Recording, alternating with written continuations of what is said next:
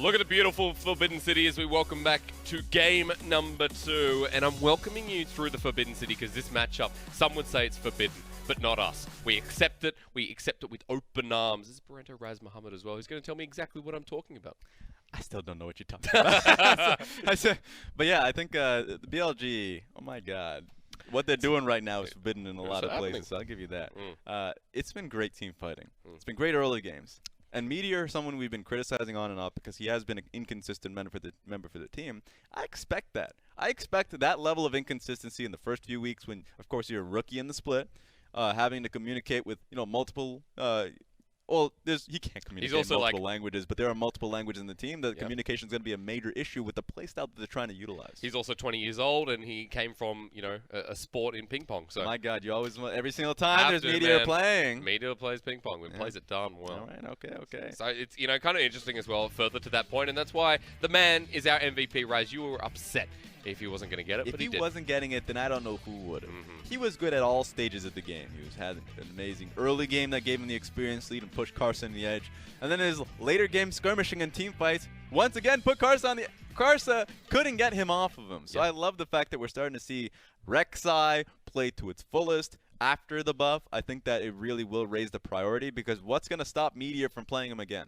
That's right. Maybe a ban from RNG, or maybe first pick worthy as well, depending on how RNG go. There was a lot of priority in the junglers in that series, but in the end, ADD and Kuro over AmazingJ and Xiaohu, I was like, I picked BLG, the way things are going. And that's where, for me, if I'm RNG, you start to ask yourself, like, how do you deal with that? Because they picked heavy engage, and not a lot of teams will match heavy engage with heavy disengage. If you're in the LPL, you match heavy engage with heavy engage. Yeah. There's no one coming out of that pit alive. No way. But then you're going up against BLG, and they're like, all right, we're going to have the Nico Morgana. You're going to throw in the GP in the top lane. That sounds good. Oh, nice. We're going to have Rek'Sai. Yeah, he has great skirmishing powers, but when he's underground, he'll have that counter kick. And then you know what? Sure, we'll add in a LeBlanc, but LeBlanc will be able to, throw out the chain, slow him down a little bit. Throw him up. There was a lot of slowing down that BLG did, and every single time there was a Jarvan Cataclysm on top of with the Galio ultimate, RNG had to immediately escape because they weren't able to get people. They got flashes, that's fine. Yep. But then they would have to double down after the flashes, and they already gotten punched on the first engage. So there was a lot of issues that they had in being able to just nail down members in the enemy team. And that was the follow-up damage that came into account as well. RNG's Uzi didn't really have much of a game because it was the culling coming out, forcing out more of those summoners you talked about after the engage. But the damage to follow up, in comparison to Jinjiao's, you're like, okay, Nico's doing the work. That's why I think Nico will be banned. If we're just talking about what really caused the disengage to be there, you can say Morgana, but Galio still has that AoE taunt that Morgana can't do much about if she has in a larger team fight. 1 out of 2. Yep. Which one? Which one is he gonna? Oh, that's 3 people. But the Nico actually provides disengage for the whole team. Yep. That's a large ultimate range. And so if we're just, if we saw where the fights were being played at, the blue buff, larger Baron buff area, how is Jarvan? How is Lucian? They're such low range, specifically the Lucian, of course. Yep.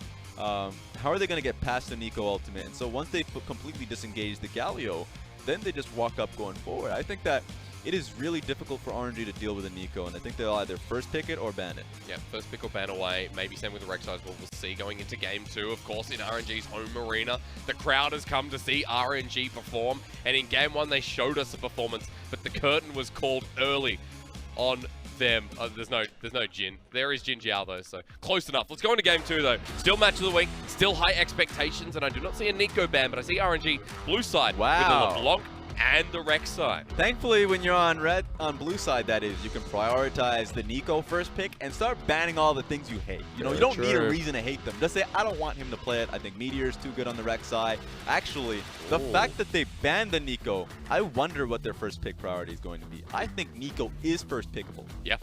Do we go back towards that Lucian as the first pick that you like, Raz, or do we see the Galio come out in the support position? I'll say Lissandra. Okay. I think Lissandra is still such a strong pick, and it deals with a lot of the assassins in the same reason that the Rise did.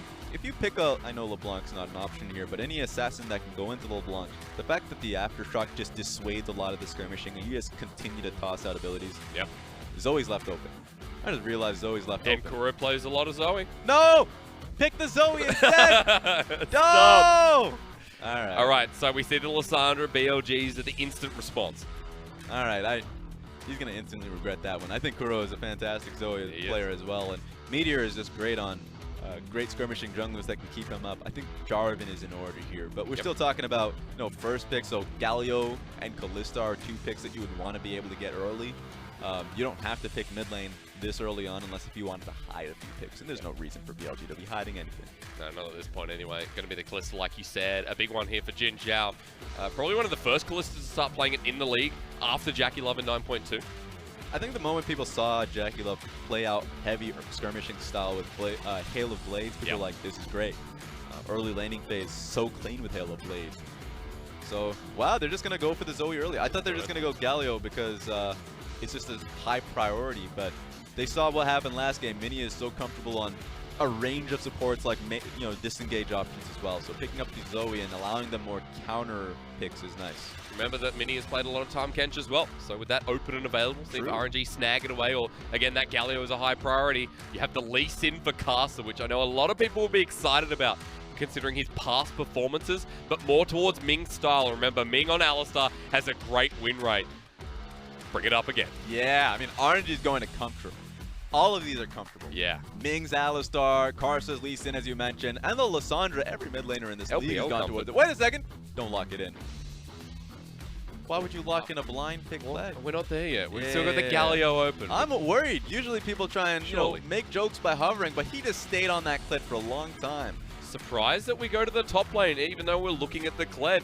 This is realistic. You go for the Gangplank, might need to ban away some champions to make it safer. It's crazy because you would expect a support pick to go in this early. The fact that Alistar was picked early on, and that BLG said, no, we will actually just leave Mini's pick to the second phase. That's very rare for any team to hold that much, I guess, flexibility for their supports. Also shows how they're playing through their Korean solo laners as well as the priority for BLG. ADD had a stellar game 1 considering he was bullied, a stellar game after the 20-minute mark. And that Gangplank was massive. So they ban away the Yorick, they accompany it nicely, but RNG, surprised we didn't see the Galio ban right off the bat. I think the Galio would come. I think if you're just looking at what RNG is expecting out of Mini's picks, the Galio needs to be taken away. From that point forward, you can't really nail down any other pick. You don't know what Mini's going to be playing because you already took the Alistar and Galio away from the Kalista. At that point, he can pick anything. If I remember way back with Immortals days, when Immortals was playing the NALCS, they had their Wild Turtle. It was like Kalista Soraka, and you're like, well, you're like, that's really frustrating. But at that point forward, you have to really nail down what support you wouldn't like, and I think that the Braum would make sense to ban. But remember, RNG loves playing up against Braum because that's when they come out with their Vayne picks. Very true. Vayne is not available, but you know what else? Kaisa, another of Uzi's speciality in the LPL. But Uzi on a hyper carry 80 carry. Tristana, crit changes, suits him very nicely. You can just pick up any hyper carry when you know you're going up against the Braum, because the real concern with most of these supports that are in meta is that they'll lock you down. The moment you run at them, you're like, well, actually, I'm just going to press the nope button. Braum's nope button is a wall. He is a disengaged champion. If you want to use him as engaged, it's a bit of a stretch. You have to flash ultimate. And so that's why Vayne is a pretty good option. And the Tristana can work. You get past the laning phase and you try to match the scaling that BLG is offering. True, you also create a bit of a front line in the unsuspecting Urgot here as well, meaning AmazingJ will take it into the top lane. BLG finish off with the Sejuani. A couple of jungles banned away. This is where Metoer is going, but the same sort of impact and the Conqueror changes that we talked about before. Sejuani Braum, and I know you're talking like the Conqueror changes. Hopefully we see a Conqueror within the game, but there's just a lot of disengage on here from BLG. Their space created should be a graph. It should just be a stat here, because if you're talking about the barrels, the Sejuani ultimate, the Braum ultimate, there's so much space being created for the Kalista to work here. Even if you just add in the Sleepy Trouble Bubbles being thrown in there. I'm concerned for RNG and how they end up throwing these fights forward. I think there's a lot of great direction with Urgot Tristana. Urgot getting nerfed pretty heavily. He still has a damn good ultimate. That's so you want to, you know, oh wait, this is awkward. What's going on? Get your coach out here. Bring out the knives. Green Tea very patient. All right. Some of that patience going to have to be played forward. All right. Normally say pay it forward, but it has to be played forward. This this is my revolution here. In game 2, BLG, you like the... You know, like the standardization, I guess, of their composition in the sense that we have the Zoe, we have ourselves a pretty standard top lane once again in the Gangplank in this meta. Seems like 9.4 picks coming into reality. That's true. I think the 9.4, like the crit changes have done a lot of great things to the Tristana, the GP. I think the games are getting longer for that reason, so we're starting to see a lot more. Like the Sejuani, I think, was strong anyways, but we're starting to see teams really be comfortable in these late game team fights like the last game we just saw. But the Urgot coming through, a lot of people will be a little bit sad about. Yep. Because he got nerfed the heaviest if you're comparing Aatrox and him. His W doesn't even have a shield anymore. It's like nothing. It's very small. Yeah. So his laning phase is tough. He's not a strong laning phase champion. He's good for his ultimate, so you better be able to use it. And I think the Tristana is a great adaptation because when Karsa got banned here, Karsa and Urgot ultimate was so good. I mean, Kaisa's damage, she's able to just take down a tank so quickly. Yep. Tristana's pretty good at that too with his satchel charge. So there's a lot there, and I want to see those two champions work out in team fights. Super excited to see Uzi on a hyper carry. Super excited to see him on a Tristana. Big crit changes, big moments here for Uzi. And in game number 2, BLG are one step away. Do not forget, out of starting their strength of schedule with a bang against RNG. It doesn't matter who comes up against them. If they can do this, they can do anything. So let's get our answer.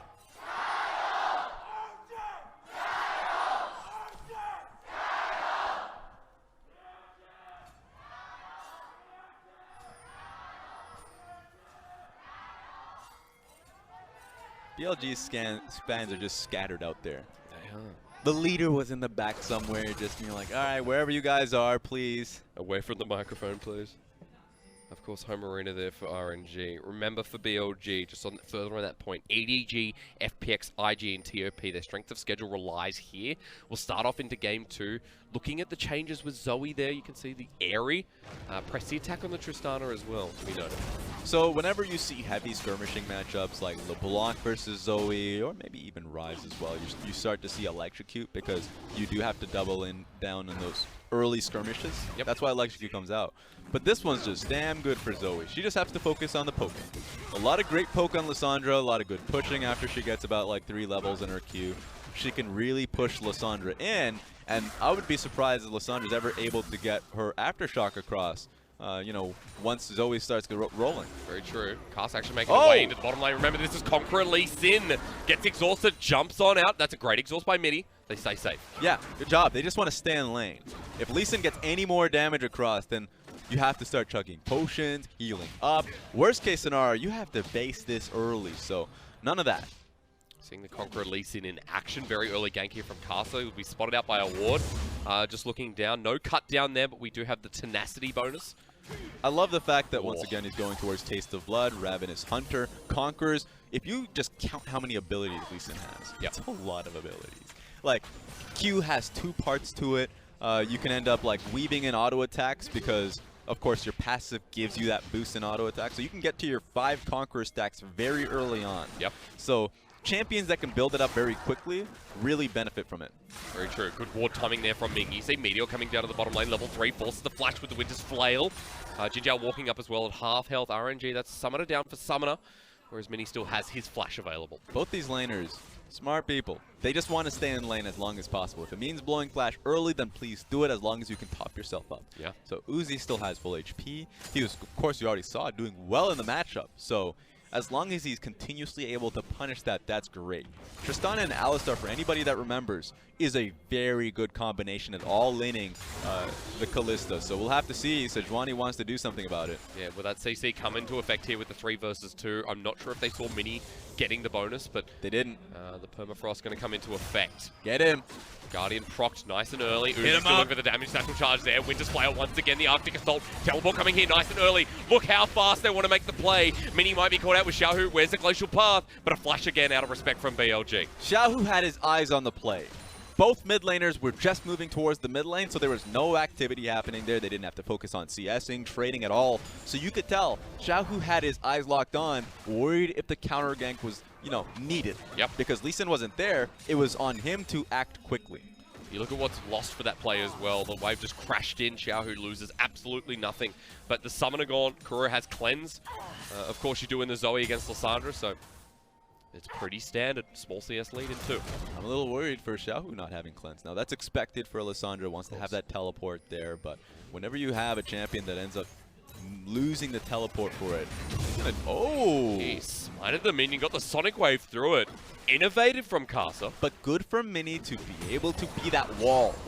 If he wasn't there, it would have hit Jinjiao. He certainly would have followed up. And that's what a lot of damage. Would have gotten the kill on the Jinjiao. I mean, it also helps this bottom wave for RNG, though. So even though Mini makes himself very useful in the play, Karsa coming down enables this push to come up. And you see Kuro is having to move down to this bottom lane for something, but it's still not going to be enough. That's 2 turret planings in 5 minutes for the Tristana. That's huge.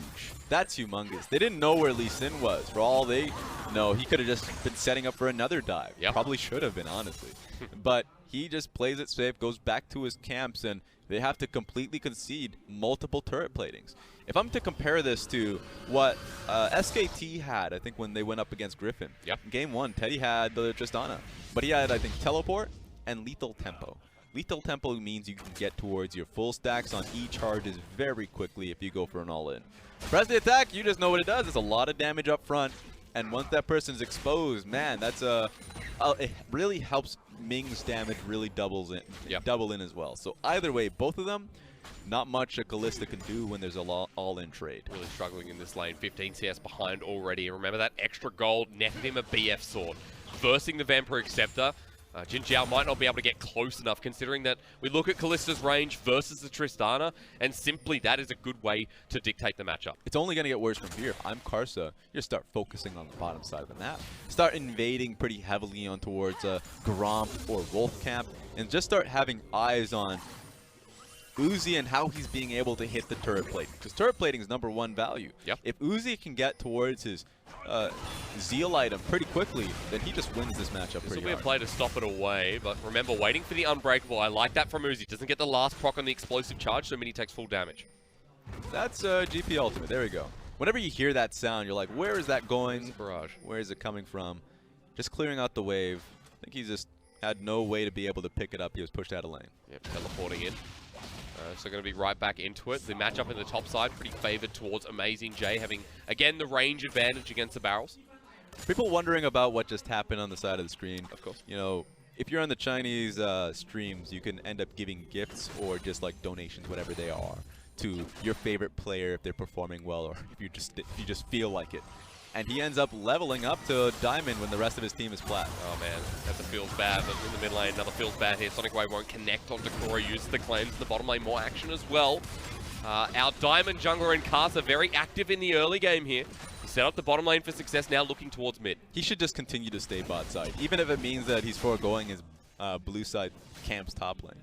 I think he's timed out the Meteor's camps around his own blue side, so remember camps, once you kill him, it's 2 minutes and 30 seconds before he comes right back up. He had a pretty good idea of where Sejuani is going, so then he can start vertically jungling and just push out the Kalista from lane. He's doing that right now. This wave's about to crash in. I'll be surprised if Jinjiao can get the experience here. Mini's dropping this ward knowing that Karsa's going to go in for the invader. Will spot him out, but Uzi's still pushing up, meaning the bottom lane cannot go anywhere. Wait for the explosion, but is still doing that AoE damage that they are dreading. Metoer trying to respond, maybe look towards the mid lane to balance out the way BLG are losing in this bottom lane. I don't agree with Karsa trying to go for that blue buff pickup. I know that's not his priority. Oh, wait a second. He's gone for the kick instead. The engage here. Great. Metoer forced to flash away from the Frozen Tomb, but wasn't available by Xiaohu. Xiaohu used up a lot of mana in a play in which they're trying to get that bottom lane turret opened up very quickly. So, eyes on Kuro. I guess he doesn't have too much mana himself. I'm just concerned if BLG can try and combat that pressure that Uzi and Ming has been levying. Pick up the blue buff, able to push out this wave, so regeneration there. Xiaohu, his blue buff is available. Remember, Karsa bot side focused as always.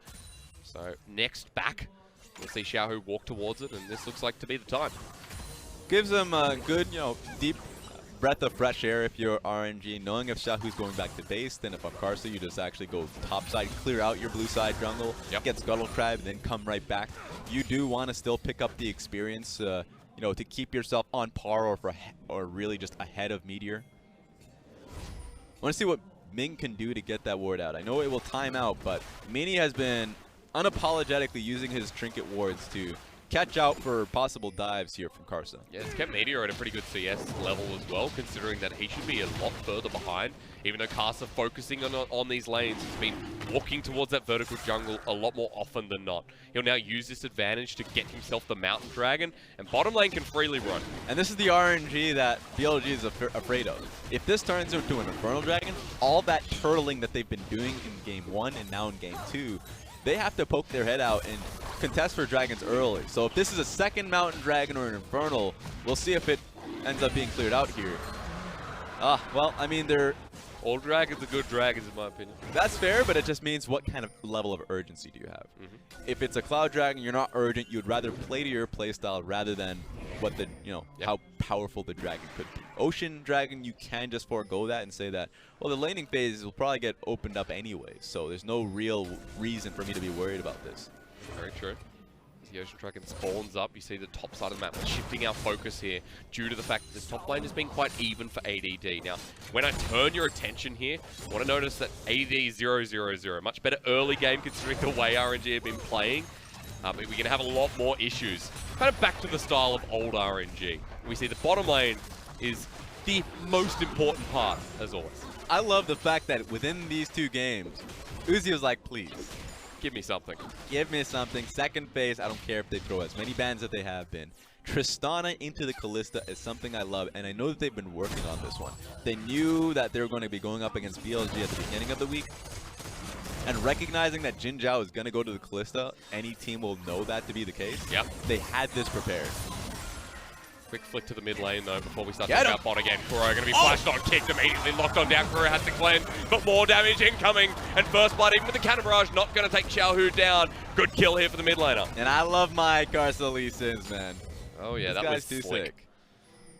Kick flash immediately on cooldown level 7. He's going to take himself into Metoer again. Remember, no ultimate available with the 2v1. With the lockdown here from Karsa, is there going to be enough damage? Remember, aftershock on Metoer, so he can't continue the fight. No. But Karsa's going in, goes golden. Sonic Wave all the way out to the Iron Will. Metoer has Arctic Assault. The flail doesn't land. Yes, Control ward down. He locks it on down. Karsa's in, baby. He'll drop down, but who cares? Give him the style points. He got the stopwatch and he got the kill. Hell yeah, that's worth, man.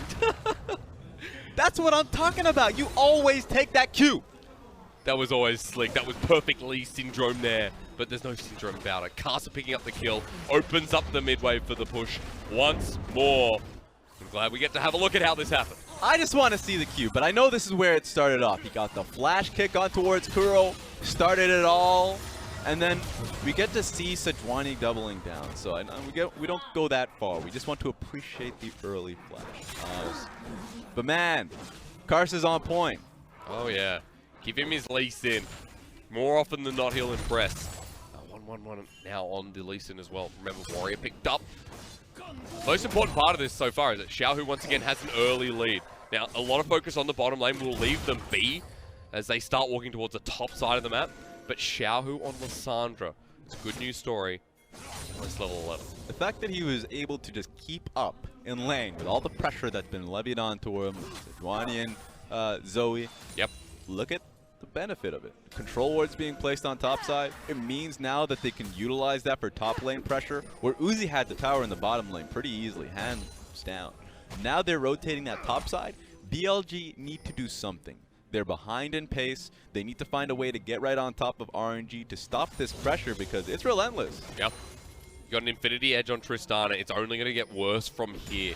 The gold lead, RNG's favored by 3,000, but look at where it is. 13 minutes into the game. Tristana has 0-0-0. No kills, no assists, no nothing. 450 gold bounty just based off of the 40 CS lead that he has. Yeah. That's crazy. Not the only lane that's skyrocketing the out of control. BLG have to move attention here as second turret might even fall down. Ultimate land, Xiaohu flashes out. Great tempo, just thrown away. Merc Treads did that. Merc Treads kept him up long enough to flash up out of there. That was a great follow-up from Zoe, but it was flashed away immediately just because of the boot purchase. Ultimate down versus the flash. Xiaohu's still available in the fight, still able to push back up. Kuro can't match him. Kuro can't move here with the rest of Uzi and Ming. So mid lane turret is going to drop down. The roam's coming in as well. Get him! Sonic Wave forces the flash, but that was old fakey flash from Kuro. Still, he loses his turret. BLG have nothing on the map at the moment. the fact that we're 14 minutes into the game and we're just blowing through all of these early turrets. RNG's strategy from the get-go is to be able to just take as much advantage off of the neutral objectives and the towers, and they're getting them all. Top lane tower, I think, is where it comes to a head, because BLG is not a team that has been sitting down idly and losing pressure. You can already see Metoer trying to contest for this control ward. If they see Uzi and Ming too far out without members behind them, they will just go for it. But if Ming finds the engage, I'm scared that Uzi can still take on that 2v3. Karsa's nearby as well, negating that even further. Rift Herald going to be picked up. BLG, how much longer can they defend this turret? Another objective here for RNG. This is the game that defines them and really has been the RNG style. Ready to see how much further they play through Uzi in this upcoming team fight. Oh my god, well, we're just seeing it all calm down. This is probably the most calm we've seen this game go. But what will happen? Because you just have to be following where, of course, the Rift Herald will be low. Oh, wait a minute. Is he going to start the fight right now? Yeah, he is. Rocket jump. Ultimate used in combination. That's a Fate's call. Quite late out of Jinjiao. You probably channeled it just as, of course, Tristana's ulti came through. It's a long channel time, surprisingly. Yeah. So the fact that that happened, I mean, they are so on the ball, recognizing that BLG is trying to start a fight at any point. That was probably the best time, knowing that both the mid laner and jungler had bait. Yep. So they would have been able to get Uzi and Ming, so that's been thrown away. Also further than playing around vision if you're BLG. BLG at the moment don't really have too much to talk about in that topside vision control, but in the river, Karsa will be spotted out once again walking through this ward, which is actually control warded as he comes back down. Herald's going to be dropped down now here as well, so this is what we're waiting for. Last outer turret on the map. Yeah, Lissandra has the push on mid lane. You see the Sejuani on bot side. Sure, AmazingJ might get caught out here. A little bit too aggressive. I mean, who knows what's going on here. AmazingJ, crab walk, let's go. Hit it. Cannon barrage there. Barrel, he's running super fast. All the pirates in the ski. Or the sea, rather. One more hit. Here we go. It's parlay time. Toy Gangplank, wind him up. Let's get it. Misses out, purges in. Hang on, Xiaohu's here as well. Means ADD can't follow up. What just happened with the screen? I'm not sure, but top turret went down. All I know is the fact that Xiaohu used his mid lane push to go bot side when I think that he could have been top side to let that Rift Herald hit the second turret. Yep. But he needed to be there just in case AmazingJ got hit. That's AmazingJ losing a little bit of damage for his team on the top lane turret. So I'm going to give him that. I like the pressure AmazingJ has, but that's too much. Yep, a little bit too much. ADD trying to make himself known in this series to start things off, remember. It wasn't the Gangplank in the first 20 minutes, it was in the later 20 minutes that ADD was successful. But he's had a stable laning phase. That's going to be the huge difference here. So I feel like the focus on ADD will grow even more than it did in the first game. Yeah, and he's nearing his righteous glory. So once he starts joining his team, you'll start to see a team fight element of him going forward. Here's a team fight. Yeah, not just yet. This is a 2-on-2. Remember, it's Uzi into the back as well. It's free hitting on Jinjiao. It's a flash away. BLG coming in here, scattered, but Uzi still not locked down. They're aiming for Karsa, but with the ultimate there, missed by AmazingJ in the backside. Actually finds it onto Jinjiao, rather. And AmazingJ gets the first pick off. They're still chasing down the AD carry with Permafrost down. Karsa in as well. He rocket jumps and he's out. Karsa dropped earlier in the fight. It's a 1v1, but BLG tempted to get this top lane moving. BLG were ready. That's 5 people in the top lane against RNG's 3. So RNG looking to set up to get Jinjiao kicked right into Uzi. That looked great until he repositioned, until the rest of BLG were running at him all angry, and I was like, oh no. So that was a good flank from AmazingJ to at least even it out, but RNG need to start recognizing how BLG are ready for these fights. Yeah, you can see as well BLG's vision is not letting them down to start these fights, or even end it. As we looked at Xiaohu and AmazingJ trying to get the pick off from that brush, but the ward spotting them out. It started here with Mini's ultimate. It was pretty good from RNG, but once Kalista finds herself in the pit, flash is over. That's the biggest flash I've seen in some time. That's 5 people there for BLG, already taking down Karsa before the extra member even comes in. So good job from AmazingJ to equalize it, but overall, that's just RNG trying to bite way more often than they can chew.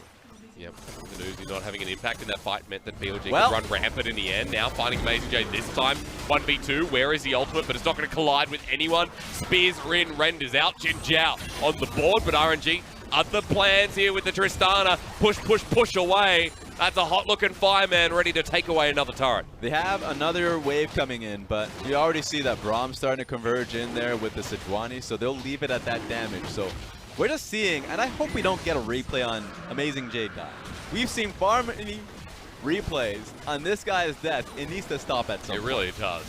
He's just getting picked on side lanes, just pushing out too frequently, and I like the fact that RNG are still able to trade off it, but please stop it. We don't have to trade off your life. Make them work for it. AmazingJ knows one way, and he's going to stick to what he knows. Let's go, round 2. That's a Righteous Glory. Let me get in there. Meteor's coming up, though. AmazingJ. Play at your tower! He's done it again. He's not doing it. Remember, Rend, Permafrost. It's all coming in. AmazingJ. Play at your tower! What else you got to say? I think if I yell long enough, they'll hear me in Beijing. Like, seriously, the strong side of the map is so clearly Uzi. Yeah. You're trying to play towards a Tristana. All you have to do is press tab and you'll see it. He doesn't have to try and make the play. Okay. Well, AmazingJ, let's just put it this way. 1 and 2. Now, given Jinjiao 2 kills after the early game went catastrophically. So even though he's behind about 50 CS, those 2 kills bring the Kalista right back to this mid game. So, I know the Spirit Bomb out there. It's Spirit Bomb. People remember that for like sense of community. Everyone feels like they did the damage. Oh, not actual Spirit Bomb. What? Oh, actual Spirit Bomb? You talking? Literally Goku Spirit Bomb. Okay, all right. The entire Earth throws up their hands up there. Right. And I think we need to do that to really get AmazingJ to play it back. He won't know until he really like feels it from the entire planet that he doesn't have to do that. Yeah, right. Even then, I mean, the question will be, will he find himself in this game? He's moving towards Baron as well. AmazingJ this time playing it a little bit more safe, it seems like. Jumping into enemy jungle, dropping down some vision. Whether that's safe or not doesn't really matter. Strong side of the map has 2 items now. Yeah. AmazingJ, he can settle down. He's got his 2 items as well. Let's just call it. Gold Bounties recognized that and said, you know what? Much like down One Piece, we've just increased your bounty, 650, get it in there. So Uzi is massive, and the fact that they have now just sat him mid lane to farm up, he's already 235 CS, 21 minutes into the game. He is accelerating so quickly, and they can play to Baron. Like, if you look at RNG's team composition, that is such a great Baron composition. Yep. And how they play around it, they can get picks off of with Lissandra, Lee Sin kick, AmazingJ can come in on a flank. They have so many options around there, so I like that they're playing towards it nicely. I like that AmazingJ, even though he's died 2 times, he's moving towards being more like the armored Titan. Still hard to kill on this Urgot. That'll be the last one, I swear. I'll make sure Raz stops as well. But for BLG to this top side of the map, they see that RNG are moving through. Vision missed once again. This is BLG being innovative with their vision path. The government has noticed that Tristana's got a little larger. So that's 700 gold now. You better stop farming. The government's also going to know that level 12 on Tristana will be free firing away in front of this turret. Heals burnt as well. Trouble Bubble misses. But RNG still committing to this as 5 members. No one backing just yet.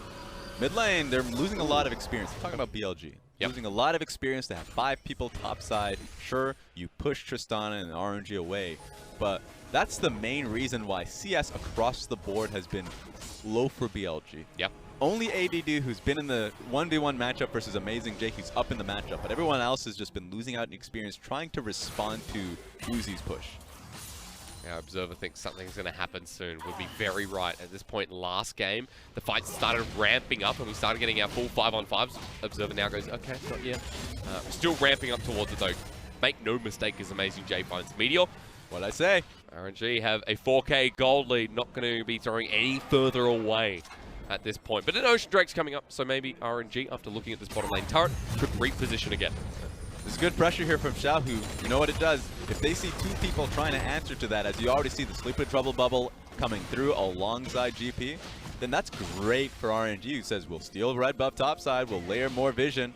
Seems like Karsa's not alone, though. Yeah, he will get the red buff, but can he get out? Mini, not going to follow up any further. This is good from BLG. While ADD's stuck in this bottom lane, he still has teleport. The rest of BLG still want to force this fight and control their own jungle. I'm interested in the fact that they just threw the Tristana bottom lane. The only way they would do that is, you're right, if they're just saying, okay, we'll play towards dragons more. We don't have to be playing this quickly towards Baron buff.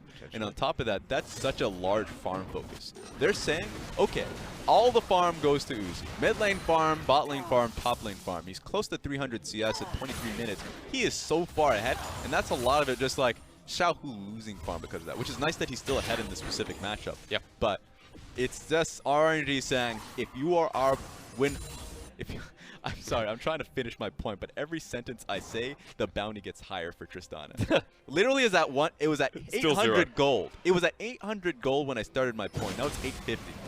So I excuse myself on that one. Remember, the bounties go higher than 1,000. You just don't see them on the scoreboard, so we'll get there very, very shortly. Oh, then it's rollover, so you gotta wait until he dies. Oh, yeah. We got a third item on Uzi as well, by the way, but look at where all the gold is stacked for RNG. Further to the point, 2,000 alone on Uzi. But still, there's 2,000 alone just on Xiaohu versus Kuro, so it's both mid and bottom lane. 2 damage threats as equally as that for RNG. They pick up Ocean Dragon. You're just not getting it this game, are you, Uzi? Yeah. Cloud Dragon coming up next. And I know all of our focus has been on, you know, what RNG's doing because they've had push on them every lane, but if you're looking towards BLG, it would be on both Metoer and Kuro because they have the ways to start fight with Sleepy Trouble Bubble or with the Metoer ultimate that he's been trying to use earlier on. ADD is going to get opened up on, but he's fine. I mean, he sees this with the ward, yeah. There's still enough wave clear, enough damage on that turret to get it through. Karsa now fighting ADD. Kick flash backwards, he flashes himself. The full-on fight we're waiting for is there. Xiaohu into the backline. Well, Uzi's still free-firing, but Metoer tries to pick him up. A good flash away from the ultimate there of the Sejuani. But RNG, they know BLG are low. They can continue up from the double stop one. Glacial path in. Uzi's got Reset City. He's already got 2. Let's jump again with AmazingJ. Now into the fray of it, but has Mankind gone too far? AmazingJ, more semblance to you. Are you too far in the base? This is awkward now. Is AJ going to get out? Oh, he's got the ultimate there. It's cleansed away, but no way, Jose. Takes another turret shot, and that's it. Uzi gets 2, but AmazingJ drops, and BLG now have to defend mid. They finally have a wave, but I think BLG can contest this. Tempo's still up. Kuro at half health. If he gets picked off here by Karsa, he is dead. But they won't find the connection there with the fight. BLG defend mid lane turret, which is important. Otherwise, this game could just go to number 3. It's getting real dicey. I like the fact that ADD had just baited him in. It's like, hey, you know what? Take that kick. The stopwatch. I got my ultimate. We can play this back. That ultimate from GP did so much damage to the back line of RNG. And it looked good because Kuro was setting up around that with Sleepy Trouble Bubble. We'll see it right from the beginning because ADD dodges out, I suppose. I mean, he should have died. He should have, because the moment it hit him, the fact that he was able to get out of that kick so quickly, it was a good setup, but he flashed out immediately afterwards, and he bought time. So all you have to see is the fact that Uzi dodged out from Metoer's ultimate. Because if Metoer had laid that ultimate on top of him, that would have been an easy fight for BLG. But Uzi starts to go forward, even getting hit by Zoe doesn't matter. It's already a 1 fight from RNG. Could have gone even further, but Uzi plays it safe in the end. 2 kills out, skirting around his support in Ming. Ming's Alistar again, starting things up, but rather now has to play reactive as Uzi gets picked out, jumps away just in time, annoying with the rocket chunk. The government has already noticed Uzi's infractions here. It's like, all right, you've got a few kills. It's it. 1K gold. That's it. We're leaving it there. If you die, then we'll have to see where we'll readjust it. Yeah. He's got kills now. That's going to be the difference. Ming caught out here with a Sleepy Trouble Bubble. Won't be able to pop the ultimate. That's half health. Kuro tagged away. In goes Karsa again. Locked on down Karsa. Can he go invulnerable here? Well, no. BLG pick up the jungle, but AmazingJ's in as well. The jump in from Uzi. Look at this. Untouched AD carry. Uzi free firing again. Hopping and jumping. Uzi jumps the 4th time. And Xiaohu cleans it up. Uzi takes the last one. Thumbs up is right from RNG. And that's why you take every damn kick. Doesn't matter how good it looks or how bad it looks. Your team will follow through. AmazingJ comes in hot, eliminates the AD carry immediately because that was a lot of damage that not only Tristana, but the kick that Karsa levied on him actually output. So they're doing 2 things at the same time. And they can, of course. Uzi takes that Baron down so damn fast, and RNG will do the same to the middle inhibitor. Kuro's going to come up to help save the game, but at this point, with such a gold lead, with so much momentum on the side of RNG, you'll give them the Baron, you'll give it an open inhib in the mid lane, and you'll give them a fed Tristana and Lissandra. So let's take it all the way back to when that kick lands. Remember, Zoe stuns herself based off of her own ultimate. So he takes it, jumps right through. That's a teleport on Urgot. So that was all planned. Go follow through. It's a lot of damage already that Kuro had to take. So it was RNG following through from the get-go. That was the ballsiest Lee Sin take I have ever seen, and it paid off. To add into the mix as well, yeah, let's go. Yeah! Oh, yeah. Let's go! You're feeling it in Beijing. Of course you are. RNG on the verge of taking us to a Game 3 in our match of the week. And even though I swear that man has the same hairstyle as Steak, I have to say, he'd be feeling it as much as I am right now. You have so many bounties on RNG. You have yourself a Karsa that does not stop when he lands. To be fair, I feel like if he puts a picture of his face on let's say, an application to Rogue Warriors. Oh, okay. That's all you need to get a job. That's it. All you people out there asking, how do I get into esports? Get that hairstyle. Just send it right into Stake. And he's like, all right, come on in. Favoritism. We need more people like you. That's the most interesting hairstyle in the league, by the way. You have promise in this industry. Come and join me as assistant coach. Now, for someone like RNG, I know we don't have any interesting hairstyles, but we have ourselves interesting members in game number 2. It's a weird way to tie things in, so let me go further. RNG in game number 2, this is shutting out the side of BLG, much like RNG versus FLICKR Freaks in game 5. Now walking into base, question marks, I don't think so. BLG need to clear this wave. And locked on down, that's Uzi onto the side. Ming actually wants to retake the fight. There's an ultimate there, locked on down. The Fisher again. Here comes the fear beyond death, but it's already too late. Lee Syndrome kicks in once again. This is a clean fight for RNG. Uzi keeps resetting, and ADD and Kuro left to clean up the mess. Metoer getting MVP last game. Seems like that confidence was there, but it's quickly running away.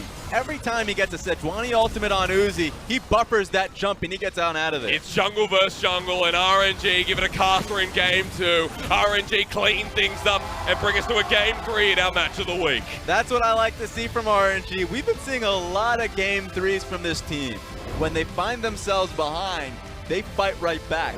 And you know what? When they start off good, I like the fact that teams are really adapting to get themselves into a game 3 and a best of 3. Oh yeah, it was picture perfect in game 2 versus game number 1. Slow pace, the tempo of BLG was set by them.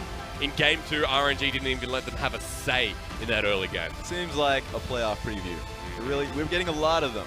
People who put out the schedule for the LPL really gave us the hot matches at the end of the split. Something about them. They had insight in all these teams. BLG, I know they reconstructed themselves. They lost AmazingJ. He went over to RNG.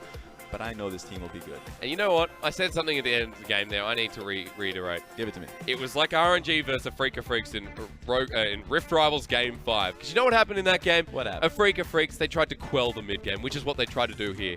But RNG ran over them. And in the late game, you're like, holy moly, RNG are just collapsing and they're finishing this off clean smart. That's true. I mean, I think the most improved player in this game, and I'm not talking about from one game to the next, I mean early game to the late game. Yeah. Was AmazingJ. Okay. That was night and day from early to late. And you know what? It was early, mid-game, a little bit of the late game where he was just not working out well. And then it was the super late game when the game was already decided that he was like, I'll play good in these team fights. So he's definitely having a rough time. And I think there's a lot that goes into it. If you're a professional player, you're going up against your former team, you see Jinjiao on the opposite end, you're like, ooh, like, there is that sense you have to prove yourself. Yeah. And then on top of that, he knows he hasn't been playing well in the past few sets. So there's a lot of thoughts coming through. And I like the fact that he was able to come right back and there was not his team fights at the end were still being able to follow up the Lee Sin kicks. Yeah. Uzi, who once again had a great game. On the Tristana, no doubt. If there's an MVP for this one, I know I got the last one right. So let's see if I get 100% on this one. It's gonna be Uzi. This is the easiest one ever. But you're just like, yeah, give it to him. Yeah. He had such a good laning phase. That was insane. Jinjiao picking up one of his specialities on the Kalista. Uzi just trumps him over with a early turret. What was it? 9-minute turret. It was super early. And I know that Uzi loves Tristana, so finding it way back in the meta is great for him. And then you get to see him be able to pick that up in a good matchup against Kalista. That's right. He takes those. And while it was jungle versus jungle in both games, it's also been AD carry versus AD carry. Jinjiao game 1, Uzi game 2. Who's going to make it in game 3? Well, match of the week doesn't disappoint, so I'll let you decide the answer.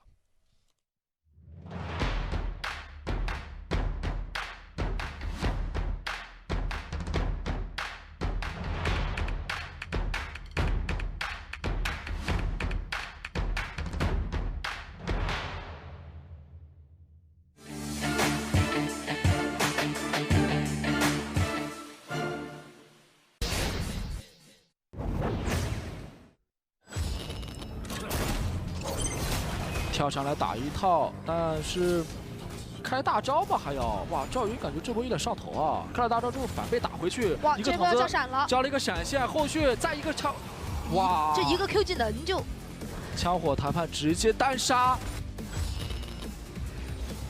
因为我问了一些打野选手，是说你抢那个附魔的那个时间不算，就抢打野刀的那种时间。凯格子闪2连开得很漂亮，但是魔腾有块秒表出来之后，黄子达消失，魔腾脚闪开护盾，回身开启一个大招，牙膏的自己的大招结束之后直接被秒掉，魔腾反飞回去，伊普的位置还不错，吸血鬼杀掉刀妹，伊普被1克2连调节之后，被牛头2连击飞之后被老贼给收掉了，这波又是来自蛇蛇的先手。这个时候想打牛头配合凯南直接一波双进场，先行塔姆吃下阿面皇子1Q 再反盖住3个人 ，Mystic 在旁边敞开输出，先要斩掉凯南，而另一边 Mystic 有点危险，是被剑魔在死前第1条命死前被打掉了。看一下剑魔被2个人堵在角落，还是要被 Mystic 收回一个大杀特杀，而另一边谢也斩掉了牛头，这一波威武的先行动手，但自己付出了3名人员的代价。这边野辅动起来了。马姐姐想找玉米的麻烦，一个闪顶，刚好在换了一个闪现，在地上有个僵直，靠反手打一套，但自己的血量也不是很健康，给上点燃，想直接一波傻大招将其灌死一波单吃。哎呦，这边又是睡到了丽桑卓，赶紧帮忙挡一下后续伤害。飞行直接大残，卡莎想进场，想先斩谢给自己开了个大招波比，扬起大锤看砸飞几个，先砸飞了一个中单 ，Y4 这波输出位置还不错，直接先斩掉飞上第1条美，剑魔第1条美也被打出来，基诺虽然开下大招，但自己还是丧生殒命。Con 赶到战场，一个飞行先斩塔姆，皇子位置这个1Q 要找剑魔，韩北一波 double kill， 一个 W 往上还要再找玉米，玉米成就了这边 Mystic 波3杀，虽然说 Mystic 自己在3杀之前被睡倒，但是玉米已经跑不掉了。红尘间给上，海洋再找乐意，这边 POS 如影随形，乐意身上虽然说没有这个 Q 中掉，但是还是最后一个持续伤害带他走。